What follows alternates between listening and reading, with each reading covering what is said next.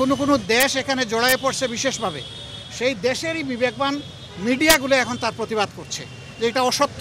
এখানে ওনারা ইনভাইট করেছিলেন বর্তমান পরিস্থিতিতে দেশকে সামনের দিকে এগিয়ে নেওয়ার জন্য আমাদের করণীয় কী, সেই বিষয়ে আলহামদুলিল্লাহ আমাদের মধ্যে আলাপ আলোচনা হয়েছে। দেশ আমাদের সবার, দেশ বেঁচে থাকলে ভালো থাকলে আমরা সবাই বেঁচে থাকবো এবং ভালো থাকবো। এই ক্ষেত্রে সমাজের সকল সেকশনের মানুষ আমরা যদি সমবেতভাবে কাজ করি, ইতিবাচক মনোভাব নিয়ে পরস্পরকে সহযোগিতা করি, এখন যারা দায়িত্বে এসেছেন তাদেরকে সহযোগিতা করি, তাহলে দেশ একটা শৃঙ্খলা এবং সৌন্দর্যের ভিতরে আসবে আমরা আশা করি। আর দেশের বিভিন্ন বিষয় নিয়ে ভালো মন্দ এগুলো আমরা আলোচনা করেছি যে আমরা কিভাবে সবাই মিলে আগাতে পারি, এটাই ছিল মূল কথা। নির্বাচন নিয়ে কোনো কথা হয়নি। বিভিন্ন জায়গায় সংখ্যালঘুদের উপর হামলা সহ বিভিন্ন ধরনের দুইটা প্রশ্ন, একটা সংখ্যালঘু আরেকটা নির্বাচনের সময় কতটুকু দিতে চাই। নির্বাচনে ওনারা কেবল বসলেন, মাত্র 4টা দিন হলো। আমরা ওনাদেরকে দেখতে চাই যে ওনারা কিভাবে জাতিকে নিয়ে আগাতে চাচ্ছেন, সমস্যাগুলোর আশু সমাধান কিভাবে করেন।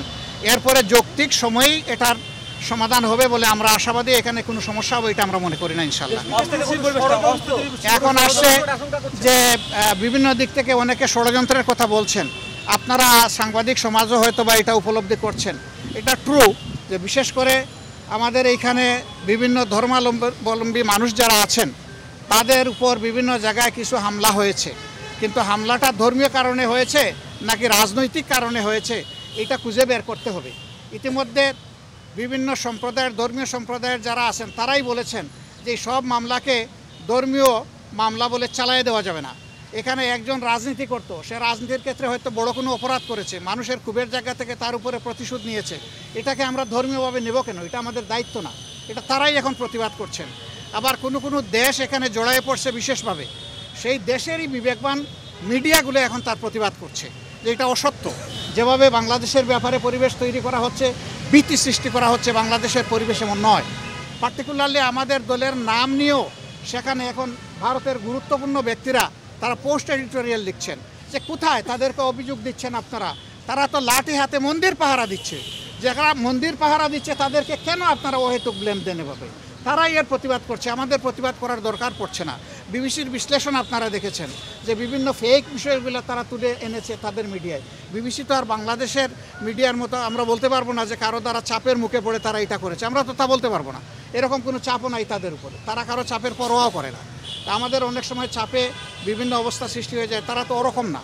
সেই হিসাবে আমরা আশা করি যে বাংলাদেশে কেউ ওরকম পরিস্থিতি সৃষ্টি করতে চাইলেও, কোনো ষড়যন্ত্র করতে চাইলেও জনগণের ঐক্যবদ্ধ প্রতিরোধের মুখে কেউ টিকবে না ইনশাআল্লাহ। মাননীয় আমির, একটা প্রশ্ন ছিল, সেটা হচ্ছে যে আমরা দেখেছি যে আপনাদের দলকে নিবন্ধন বাতিল করে এবং আপনাদের দলকে যে নির্বাহী আদেশে নিষিদ্ধ করা হয়েছিল, এই বিষয়গুলো আলোচনা হয়েছে কিনা এবং সেটা কবে নাগাদ উঠতে পারে, বা আপনাদের প্রকাশ্যে রাজনীতি করছেন এবং আপনাদেরকে বড় রাজনৈতিক দল আপনার সাথে কী প্রত্যাশা করছেন, বা ডক্টর মোহাম্মদ ইউনূস উনি আপনাদেরকে কী প্রত্যাশা দিয়েছেন?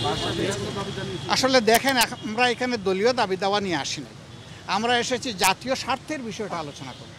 সেই জন্য দলীয় বিষয় এগুলো তো আছে, এগুলো থাকবে। আর বড় কথা হচ্ছে যে কেউ আমাদেরকে নিষিদ্ধ করে দিলই বলে আমরা নিষিদ্ধ হয়ে গেলাম, এটা আমরা মনে করি না। কারণ শেষের দিকে সরকার এমন অনেক ভুল কাজ করেছে যেটার মাসুল হয়তো এই দেশবাসীকে দিতে হবে, সরকারকে তো দিতেই হবে, এটার বুঝাই দেশবাসীকেও টানতে হবে। সেই রকমই একটা বিষয়। আন্দোলন যখন তুঙ্গে, তখন আন্দোলনকে ডাইভার্ট করার জন্য জামাতে ইসলামীকে হঠাৎ করে নিষিদ্ধ ঘোষণা করে দেওয়া হলো। এটা সারা জাতি এই মতলব বুঝে, জাতি এটা গ্রহণ করে নাই বলেই আলহামদুলিল্লাহ রাষ্ট্রের সকল গুরুত্বপূর্ণ স্তরে এখন জামাতে ইসলামী সহযোগিতা করে যাচ্ছে এবং রাষ্ট্র আমাদেরকে অনুরূপ করছে। আমরা এইটাকেই যথেষ্ট বৈধতা মনে করি, এর চাইতে বড় বৈধতার আমাদের প্রয়োজন নেই। রাষ্ট্রীয় পরিচালনার ক্ষেত্রে আপনারা কোনো পরামর্শ দিয়েছেন কিনা, কোন জিনিসগুলোকে বেশি প্রাধান্য? আমরা আমাদের সঙ্গত জায়গা থেকে যেটা বুঝি সব দিয়েছি।